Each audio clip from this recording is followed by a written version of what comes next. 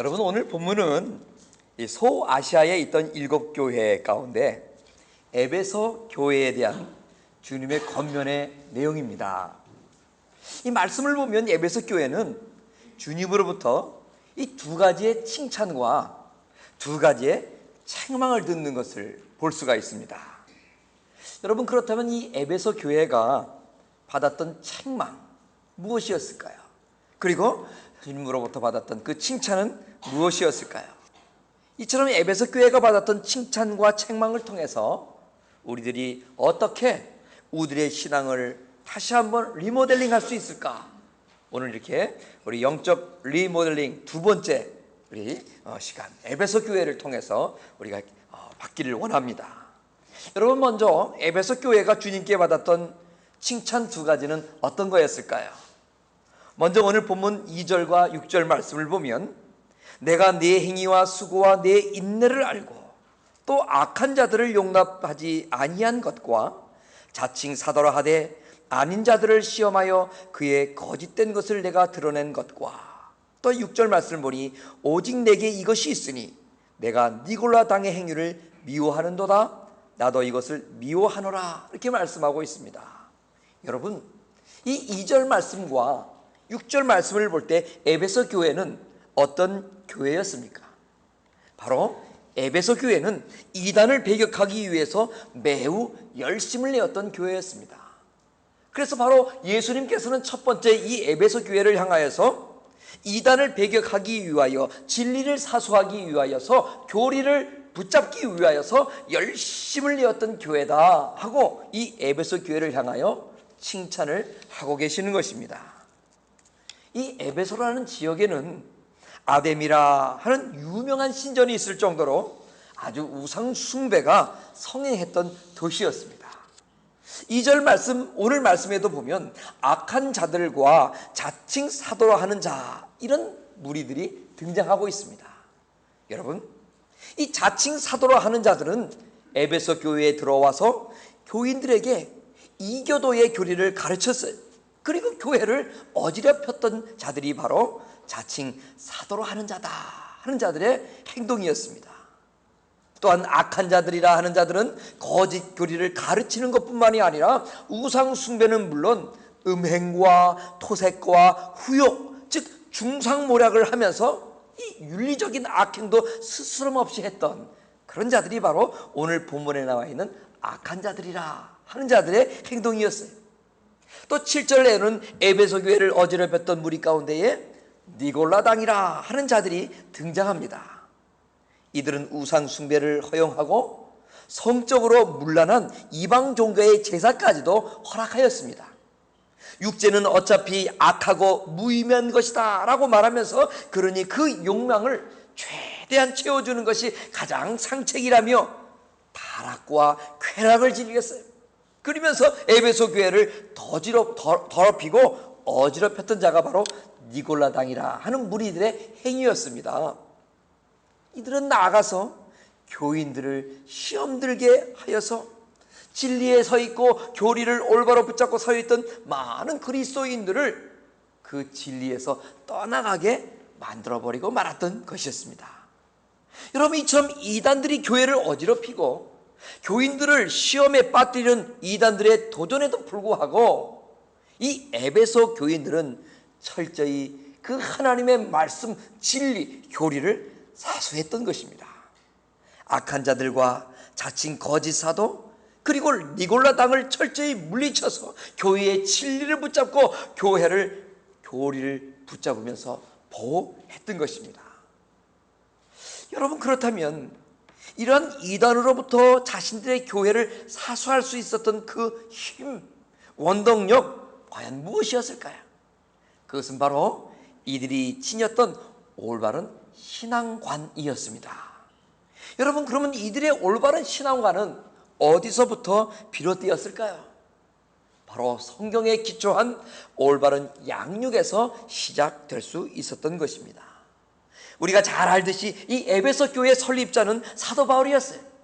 이 사도 바울에게서 이들은 말씀을 기초로 하여서 철저히 양육을 받았던 것입니다. 이런 말씀 훈련이 이러한 이단으로부터 교회를 지킬 수 있는 능력, 힘이 되었던 것입니다. 교회가 갈수록 여러분 세속화 되어 가고 있다, 많은 분들이 말씀들을 합니다. 또 실제적으로 또 그렇게 느껴집니다.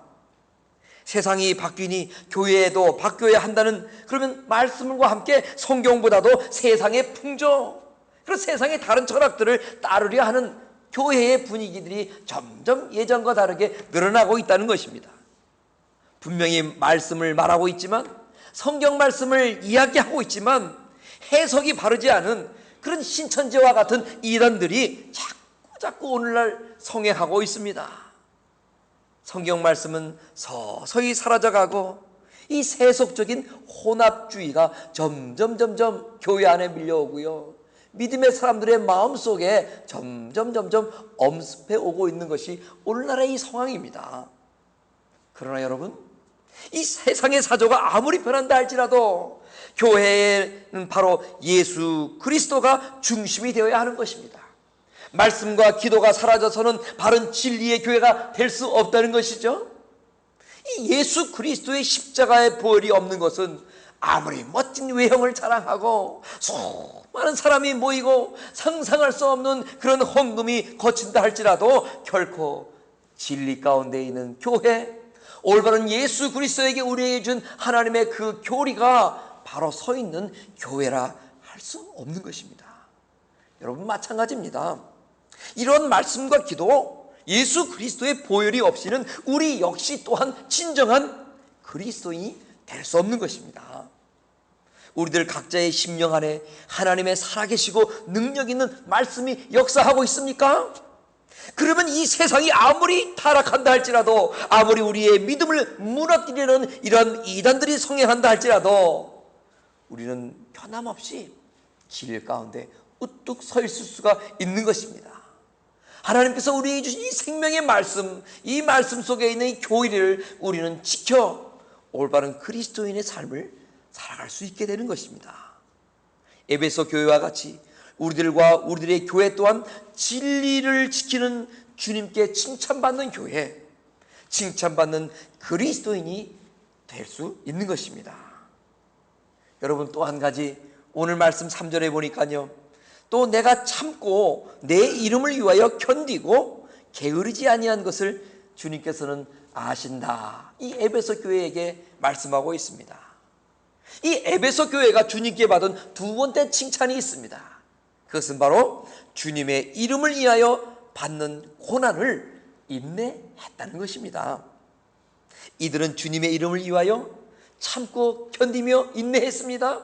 어떤 모진 박해에도 불구하고 예수 그리스도를 생각하면서 그분을 위하여서 인내했다는 것입니다. 이 말씀은 신앙의 정절을 이들은 굳게 지켰다라고도 표현할 수 있는 말씀이죠. 우상 숭배와 로마 황제 숭배의 중심지였던 이 에베소의 믿음의 형제들은 기독교 내부로부터 발생한 거짓 사도들의 그릇된 가르침을 물리쳤을 뿐만 아니라 이 주님 때문에 받는 고난도 이처럼 참고 견디어 나갔던 것이, 그래서 우리 예수님께서는 이 교회를 향하여서, 이 교회의 성도들을 향하여서 이 주님을 위하여 주님 때문에 참고 인내하며 견뎌냈던 그 모진 박해, 그들의 삶을 칭찬하셨던 것입니다. 여러분, 마태복음 16장에 보면 어느 날 예수님께서는 자신을 따르던 제자들에게 장차 장로들과 대제사장들과 서기관들에게 예수님께서 고난을 받고 죽임을 당하고 이 3일에 다시 살아나야 할 것을 제자들에게 말씀하셨다, 이 가르치셨다, 그렇게 기록되어 있습니다. 그런데 예수님께서 이런 말씀을 하시자 그 말씀을 듣고 있던 제자 가운데 이 베드로, 우리가 잘 아는 성질 급한 베드로가 예수님께 이렇게 말씀하시는 거예요. 주여 그리 마옵소서 하면서 성경에 보면 간절히 말을 했다, 이렇게 표현되고 있습니다. 그렇게 하지 마세요 예수님. 이 말씀을 들었던 베드로의 이야기를 듣는 예수님, 어떻게 베드로에게 반응했을까요? 예수님께서는 자신에게 주님 고난받지 마시고요, 죽지도 마십시오, 그렇게 말하는 베드로에게 사단아 내 뒤로 물러가라, 내가 하나님의 일을 생각하지 않고 도리어 사람의 일을 생각하는구나 하시면서 그 베드로를 엄히 꾸짖었어요. 여러분 생각해 보십시오. 고난도 받지 마십시오. 돌아가시지도 마십시오. 얼마나 예수님 위한 그런 말씀이겠어요. 얼마나 주님을 위하여서 한 베드로의 말이었습니까? 그럼에도 불구하고 예수님께서는 그렇게 당신 자신을 위해서 이야기하는, 그것도 간절히 얘기하는 베드로를 향하여 사단이라고 말하고 뒤로 물러가라 말씀하시라는 거예요. 네가 하나님의 생각하기보다는 너의 인간적인 일을 생각하는구나 꾸짖으셨던 것이에요. 그러면서 그 다음에 말씀 보면요, 아무든지 나를 따라오려거든 자기를 부인하고 자기 십자가를 지고 나를 쫓을 것이라. 우리 예수님 말씀하셨습니다. 여러분, 하나님의 뜻이 이루어지려면 오늘 예수님께서는 당신은 고난을 받아야 된다는 것입니다. 십자가에 달려셔야지 하나님의 뜻이 이루어진다는 것입니다. 모진 고통 당해야 하나님의 영광이 이루어진다는 것을 예수님은 말씀하셨던 거예요. 그 고난을 회피해서는 하나님의 역사가 나타날 수 없다는 것입니다.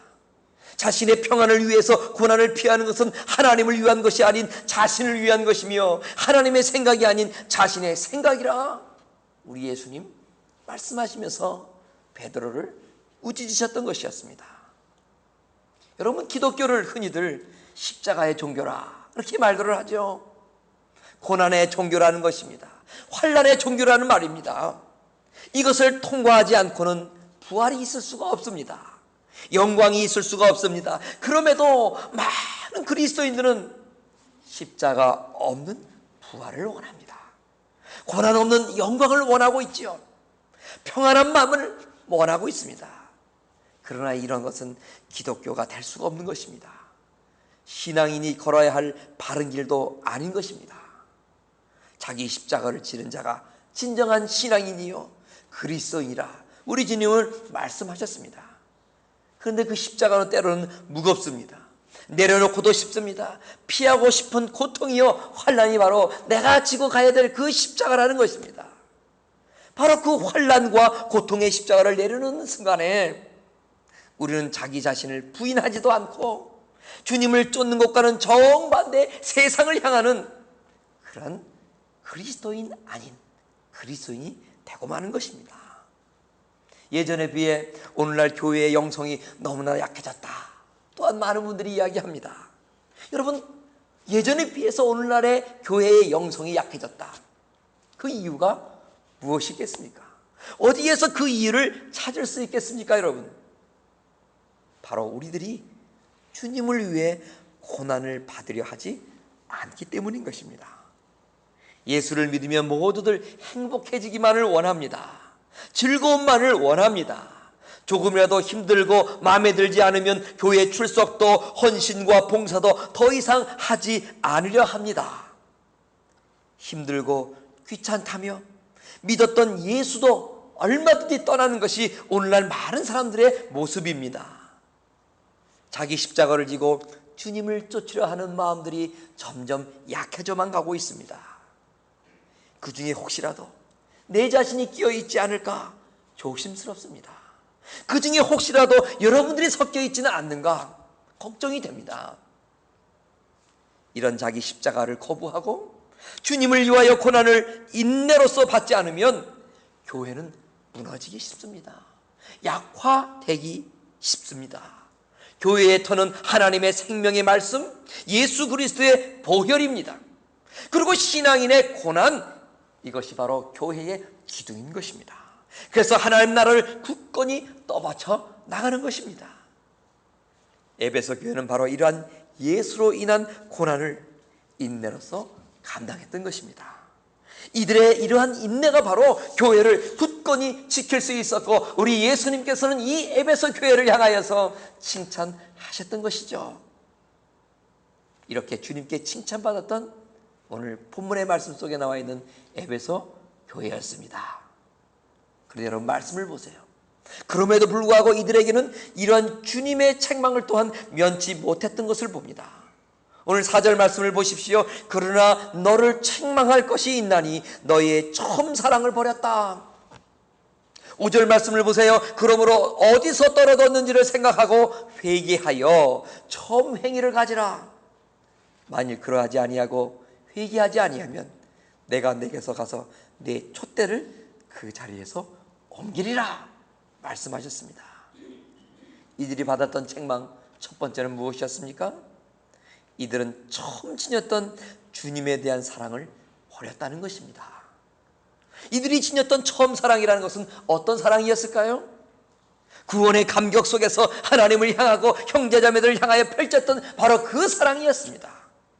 하나님과 사람들에 대한 순수하고 열정적인 사랑, 그것이 바로 이들이 지녔던 그 잃어버렸던 첫사랑이었습니다.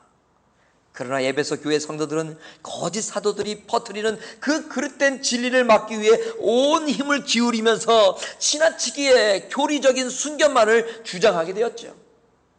그 결과 형제를 사랑하고 권면하고 서로 돌아보는 이 실천적인 사랑을 등한시하게 되었습니다.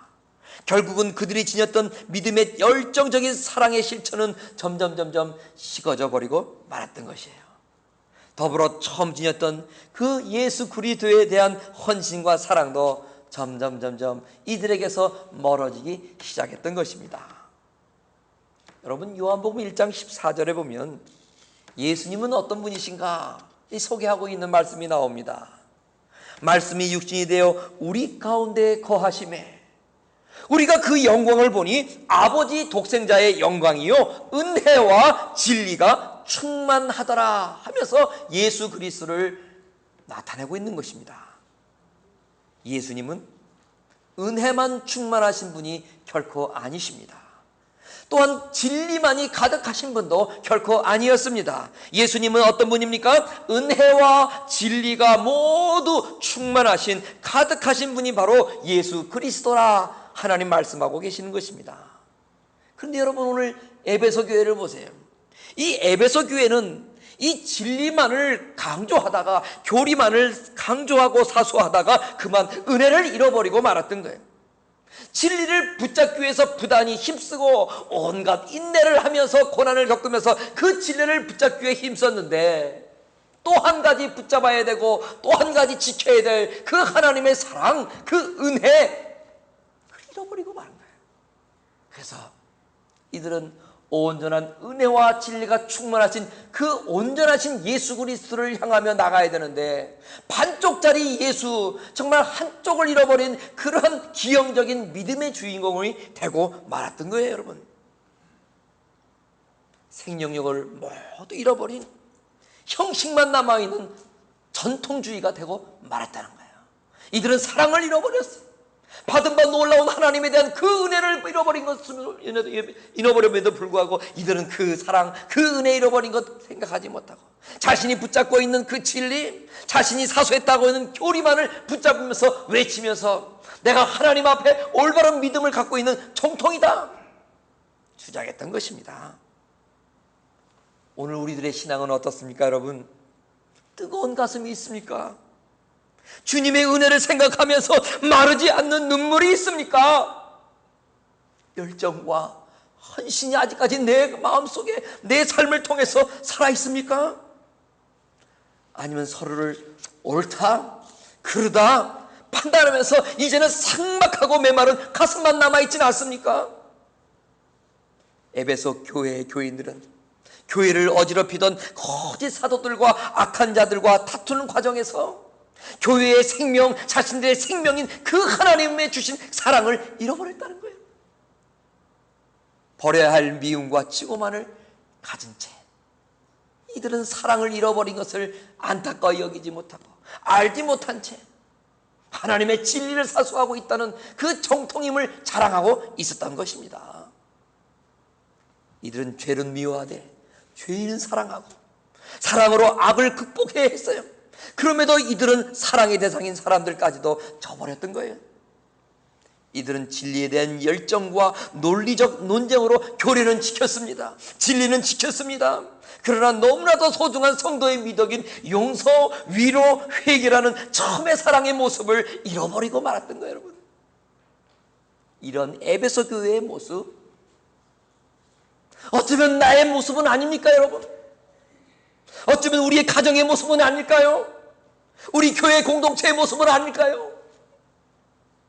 그러므로 오늘 하나님의 말씀을 통해서 우리가 보는 이 에베소 교회를 통해서 우리들도 조심하여야 합니다.